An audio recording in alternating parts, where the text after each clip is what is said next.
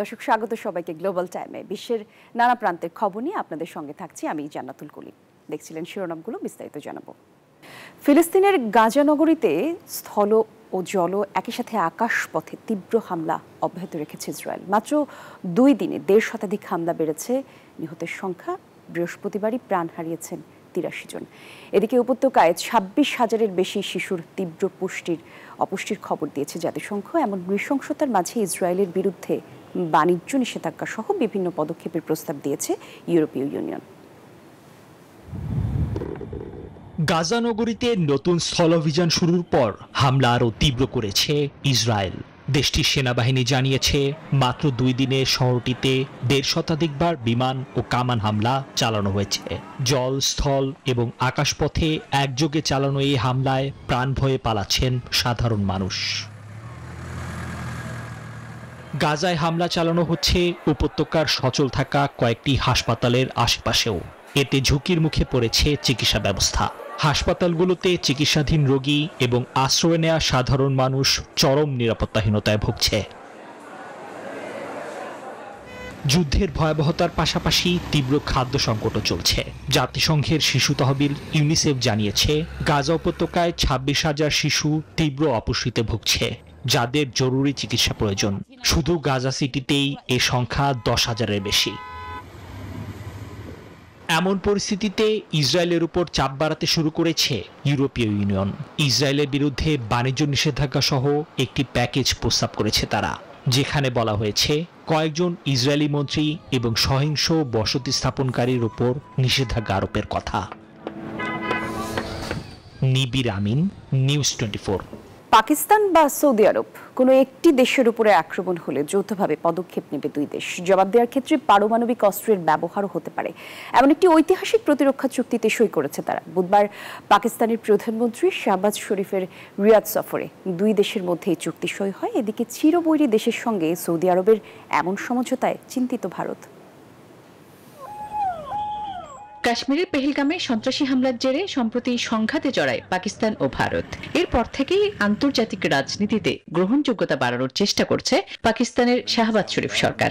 এমন আবহেই সৌদি আরবের সঙ্গে ঐতিহাসিক প্রতিরক্ষা চুক্তি করল পাকিস্তান। চুক্তি অনুযায়ী এই 2 দেশের যে কোনো একটিতে হামলা হলে ধরে নেওয়া হবে অন্য দেশের উপরও হামলা হয়েছে, যার জবাব দেওয়া হবে যৌথভাবেই। বুধবার সৌদি আরবের রিয়াদে পাকিস্তানের প্রধানমন্ত্রী শাহবাজ শরীফের সফরে এই চুক্তি সই করেছে 2 দেশ। এই চুক্তি অনুযায়ী প্রয়োজনে পারমাণবিক অস্ত্রের ব্যবহারও হতে পারে, অর্থাৎ 2 দেশের সামরিক সহযোগিতা হবে সর্বাত্মক। 2 দেশের মধ্যে ঐতিহাসিক অংশীদারিত্ব সংহতি প্রায় 8 দশকের পুরনো। এবার পারমাণবিক শক্তিধর পাকিস্তানের সঙ্গে সৌদি আরবের নতুন প্রতিরক্ষা সমঝোতা মধ্যপ্রাচ্যে নতুন সমীকরণের বার্তা দিচ্ছে। কদিন আগে কাতারের দোহায় হামলা চালায় ইসরায়েল। এমন অবস্থায় এই সামরিক চুক্তি ভিন্ন মাত্রা যোগ করেছে। যদিও বহু বছর ধরে 2 দেশের মধ্যে এই চুক্তির বিষয়ে আলোচনা চলছিল। এদিকে চিরবৈরী প্রতিবেশী পাকিস্তানের সঙ্গে শক্তিধর সৌদি আরবের এমন চুক্তিতে স্বস্তিতে নেই ভারত। এই চুক্তি আঞ্চলিক ও বৈশ্বিক স্থিতিশীলতার উপর কেমন প্রভাব ফেলতে পারে তা খতিয়ে দেখছে সৌদির দ্বিতীয় বৃহত্তম বাণিজ্যিক অংশীদার এই দেশটি। একটি গণমাধ্যমের প্রশ্নে এমন প্রতিক্রিয়া জানিয়েছে ভারতের পররাষ্ট্র মন্ত্রণালয়। আসমাতুলি, নিউজ 24। আফগানিস্তান থেকে ছড়িয়ে পড়া সন্ত্রাসবাদ পাকিস্তানের জাতীয় নিরাপত্তার জন্য ভয়াবহ হুমকি। জাতিসংঘের নিরাপত্তা পরিষদে এমন সতর্কবার্তা দিয়েছে সংস্থাটিতে পাকিস্তানের রাষ্ট্রদূত অসীম ইফতিখার আহমেদ। আর এই সময় আঞ্চলিক শান্তির জন্য বিষয়টির উপর বিশেষ গুরুত্ব দেওয়ার আহ্বান জানিয়েছেন তিনি। দাবি করেছেন বর্তমানে আফগানিস্তানে 60টির বেশি সন্ত্রাসী গোষ্ঠী সক্রিয় রয়েছে। প্রায় 6,000 যোদ্ধা নিয়ে তেহরিক-ই-তালেবান পাকিস্তান টিটিপি বর্তমানে আফগানিস্তানের মাটিতে সবচেয়ে বড় সন্ত্রাসী সংগঠন হিসেবে সক্রিয়। পাকিস্তানের রাষ্ট্রদূত বলেন, সম্প্রতি দেশ গোষ্ঠীগুলোর কয়েক দফা অনুপ্রবেশের চেষ্টা নস্যাৎ করতে পাকিস্তানকে চরম মূল্য দিতে হয়েছে। এজন্য শুধু চলতি মাসেই সীমান্ত রক্ষায় 12 পাকিস্তানি সেনা নিহত হয়েছে। Al Qaeda, TTP, Balochistan liberation army সহ বেশ কয়েকটি সন্ত্রাসী সংগঠন এখনো আফগানিস্তানের ঘাঁটি থেকে কার্যক্রম চালিয়ে যাচ্ছে। পাকিস্তানের হাতে এ সংক্রান্ত বিশ্বাসযোগ্য তথ্য প্রমাণ আছে। এসব গোষ্ঠী যৌথ প্রশিক্ষণ, অবৈধ অস্ত্র বাণিজ্য, জঙ্গিদের আশ্রয় দেওয়া এবং পাকিস্তানের সাধারণ মানুষ, নিরাপত্তা বাহিনী ও উন্নয়ন প্রকল্পগুলোকে লক্ষ্য করে হামলা চালাচ্ছে। ব্রিটেন যুক্তরাষ্ট্রের সম্পর্কে আরো শক্তিশালী করতে আগ্রহী মার্কিন প্রেসিডেন্ট ডোনাল্ড ট্রাম্প এবং ব্রিটিশ প্রধানমন্ত্রী কিয়ার স্টারমার বৃহস্পতিবার বাকিংহামশায়ারের চেকার্সে অনুষ্ঠিত বৈঠকে এমন আশাবাদ ব্যক্ত করেন দুই রাষ্ট্রনেতা। সেখানে বাণিজ্য, নিরাপত্তা, ভূরাজনীতি ছাড়াও কথা হচ্ছে পশ্চিম এশিয়া এবং ইউক্রেন যুদ্ধ পরিস্থিতি নিয়েও। যৌথ সংবাদ সম্মেলনে এই নিয়ে বিস্তারিত জানানো হবে জানিয়েছেন দুই রাষ্ট্রনেতা। ট্রাম্পের এবারের সফরকে নজিরবিহীন বলে আখ্যা দেওয়া হচ্ছে। তাকে দেওয়া হচ্ছে অভাবনীয় আতিথ্য এবং রাজকীয় সংবর্ধনা। এই নিয়ে দ্বিতীয়বারের মতো যুক্তরাজ্যে রাষ্ট্রীয় সফরে গেলেন ট্রাম্প। এর আগে কোনো মার্কিন প্রেসিডেন্ট দুবার রাষ্ট্রীয় সফরে যুক্তরাজ্যে যাননি। 2019 সালে প্রথমবারের মতো রাষ্ট্রীয় সফরে গিয়েছিলেন ট্রাম্প।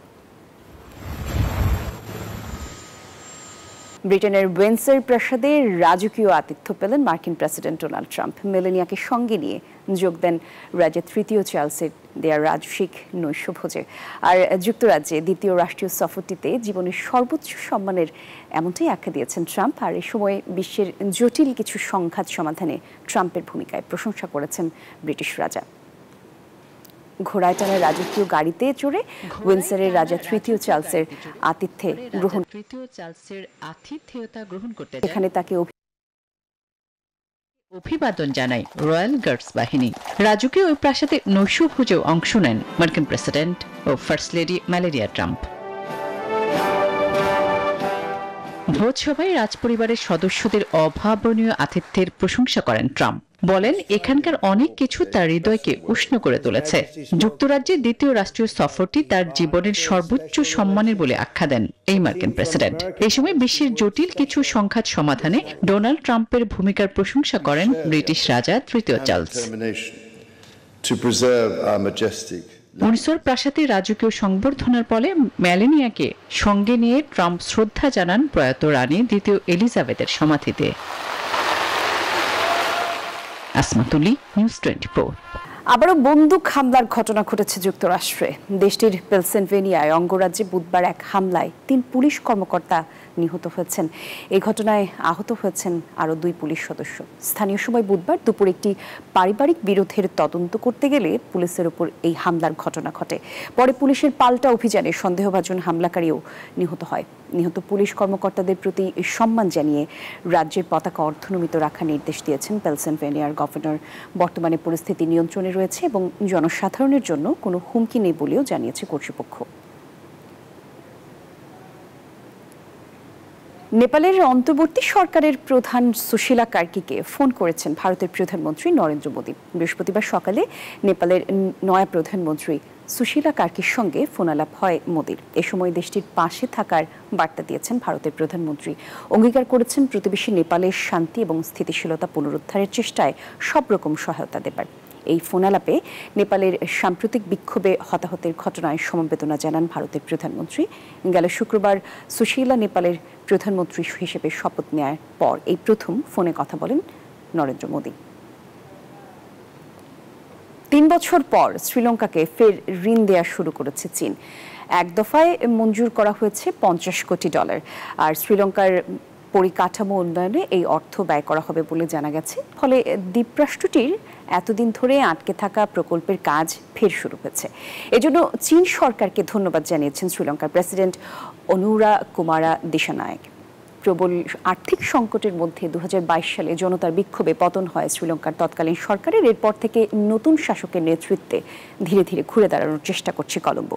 তখন প্রতিবেশী বিপর্যস্ত শ্রীলঙ্কাকে সাহায্য করেছিল ভারত, আর শ্রীলঙ্কাকে অর্থ সহায়তা বন্ধ করে দিয়েছিল চীন। তবে 3 বছর পর ফের ঋণ সহায়তা দিল বেইজিং।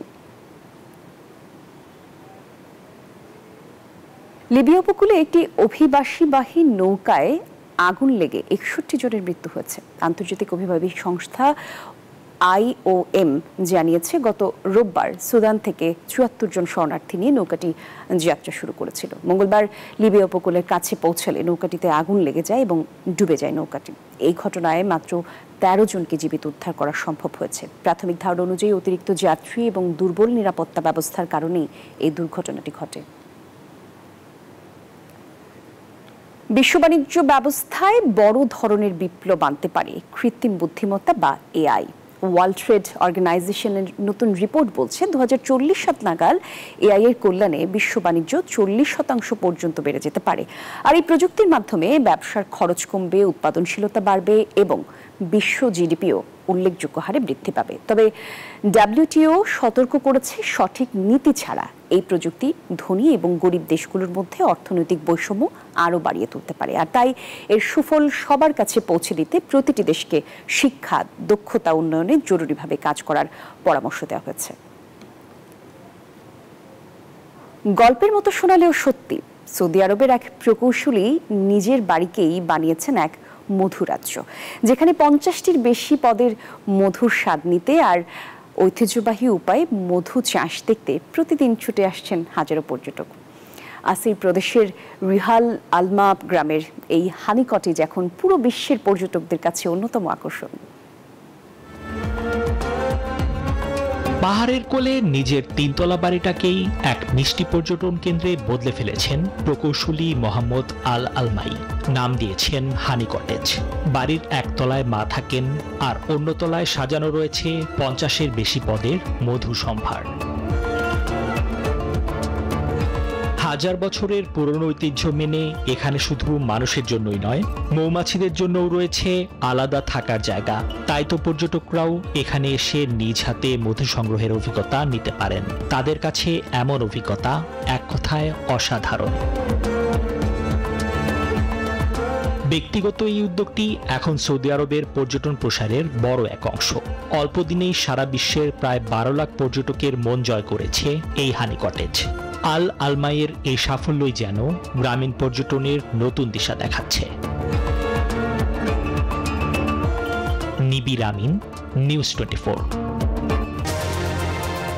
আর এই ছিল নিউজ 24 আন্তর্জাতিক সংবাদে। এতজন সঙ্গে ছিলেন যারা, ধন্যবাদ সবাইকে। আর আরো খবর এবং বিশ্লেষণ জানতে ভিজিট করুন www.news24bd.com।